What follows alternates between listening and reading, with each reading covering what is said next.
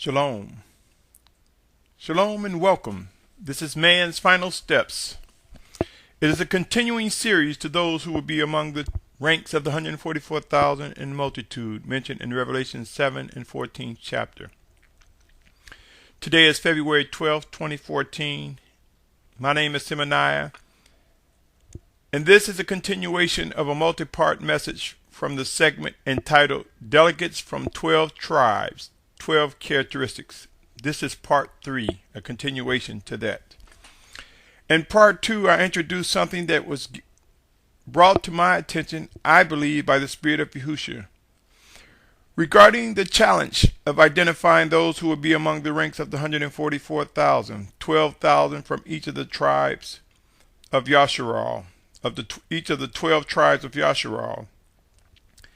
And that which I shared in part 2 was that in spite of man's delusions, distractions, and promotion of DNA to prove who is Yashar'al, it is as though the Spirit of Yahushua was saying to me that the spirit of a man is far beyond, is far greater than the flesh.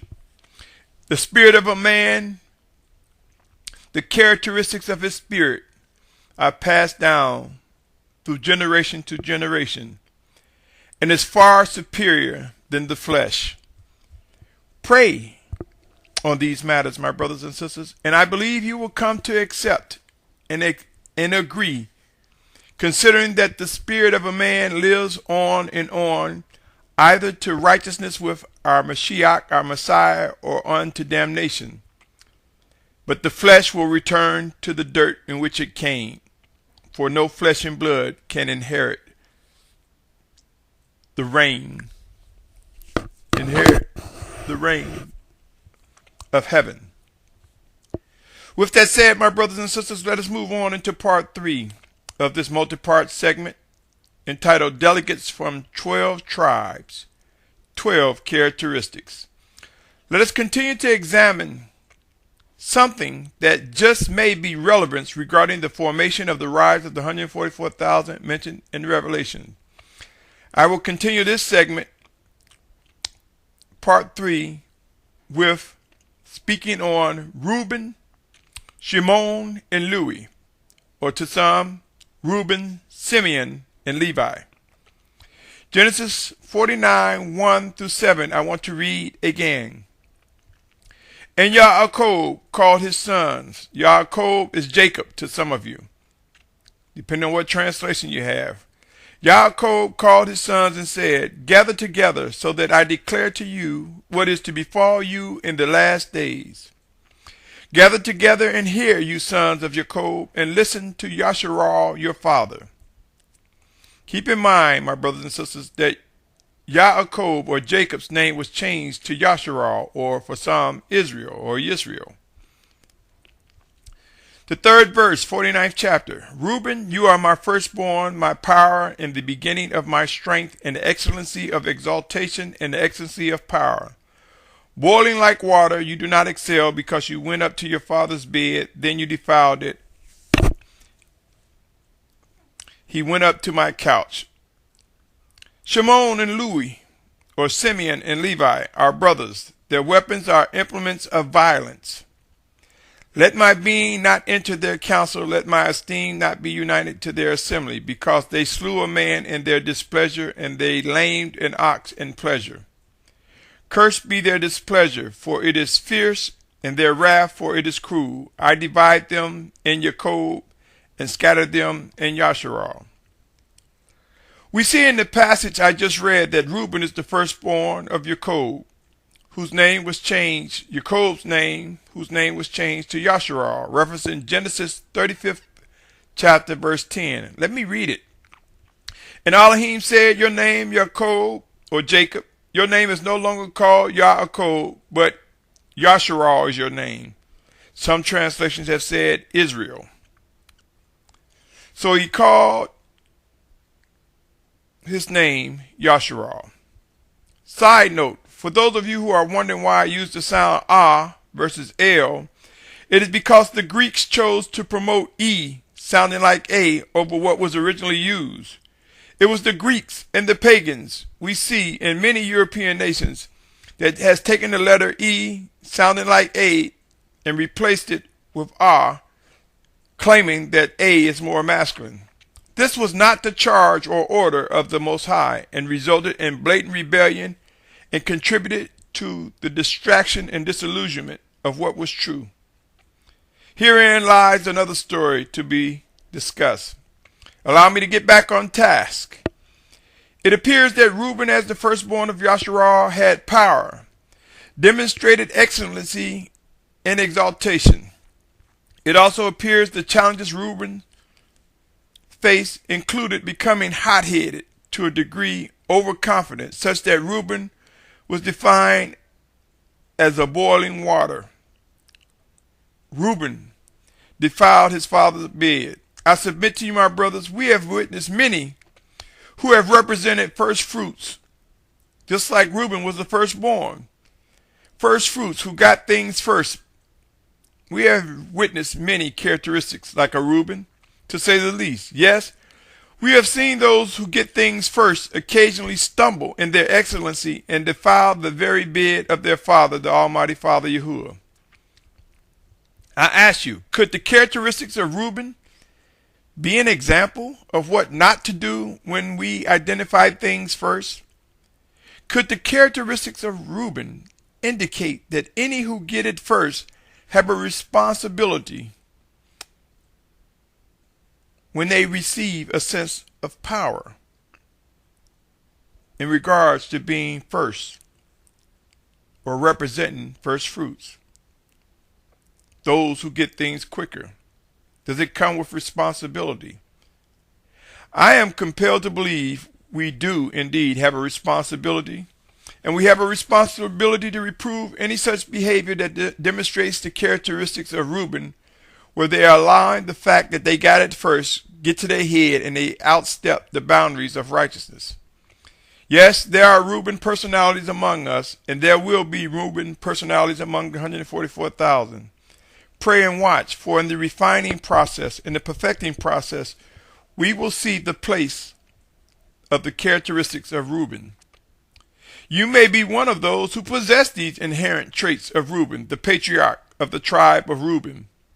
In due season, proof will come. Now let's take a look at Shimon and Louis, or Simeon and Levi, of whom some may know as Simeon and Levi. Here, these are two brothers who were among the sons of Leah. The sons of Leah are referenced in Genesis 35th chapter, verse 23. It reads as follows. The sons of Leah were Reuben, Yaakov's firstborn, Shimon or Simeon, and Louis or Levi, and Yehuda and Issachar and Zebulun. Back to the matter of Simeon and Louis, or Shimon and Louis. Although many of us know the Lewites represented the priesthood, many fail to realize the tribe of Shimon and Louis were warriors. Let's revisit Genesis 49th chapter, verses 5 through 7. Shimon and Louis are brothers. Their weapons are implements of violence. Does that describe someone that would be warriors? Let my being not enter their council. Let my esteem not be united to their assembly, because they slew a man in their displeasure, and they lamed an ox in pleasure. Cursed be their displeasure, for it is fierce, and their wrath, for it is cruel. I divide them in Jacob and scatter them in Yashar'al. I ask you, my brothers and sisters, could it possibly be that the characteristics of Shimon and Louis were that they were strict, precise, and obedient, but for some reason, out of distractions, they overstepped their bounds. They went overboard, so to speak. We have seen it among each other, where leaders of camps are sharp, focused, but then they stumble and overstep their boundaries. Consider what happened to Uzzah. Probably in Uzzah's mind, he had good intentions, but yet he was killed by the hand of the Almighty Father. And I'm referencing 2 Samuel 6:7. The event that occurred before the eyes of the other Lewites were probably frightening enough to make them fight and passionately pursue perfection, but in their flesh, at times, they overstep their boundaries. They step beyond righteousness. Today, we witness one another in our passion to be right. Yes, we too sometimes overstep our boundaries beyond what the Spirit of Yahushua is ordering or instructing us. I submit to you, my brothers and sisters, there are some who inherently have the similar traits, the similar spirits of Shimon and Louis, or Simeon and Levi. Yes, seeking to be perfectionists, seeking to walk in obedience, but occasionally overstepping their bounds. My brothers and sisters, there will be characteristics of Shimon and Louis among us. Individuals who will press passionately to demonstrate what they believe is righteous. Some cases they will be right. In some cases there will be those who will outstep their boundaries, overstep their boundaries. Let us keep these characteristics in mind and pray earnestly to not overstep our boundaries when charged by the Spirit of Yahushua to act and or speak.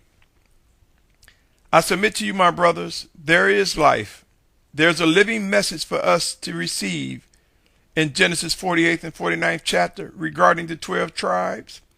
And I believe with all my heart, mind, body, and soul that it has a direct link regarding the 144,000 mentioned in Revelation. Pray on these words and consider the characteristics of Reuben, Shimon, and Louis, as well as others as we go through this multi-part segment entitled Delegates from 12 Tribes, 12 Characteristics. Regarding the 12 tribes mentioned in Revelation, I have now presented characteristics and challenges pertaining to 4 of the 12 tribes mentioned in Revelation: Manasseh, Reuben, Shimon, and Louis. There are 8 more tribes to review. Stay tuned, as this concludes part 3 of this multi-part segment, once again entitled Delegates from 12 Tribes, 12 Characteristics. Until next time, my brothers and sisters, stay tuned as we continue on to part 4 of this multi-part segment. And remember, in patience comes clarity. Things become clear as we yield to the Spirit of Yahushua and are able to discern and understand. Until next time, stay tuned for part 4. Shalom, shalom, shalom.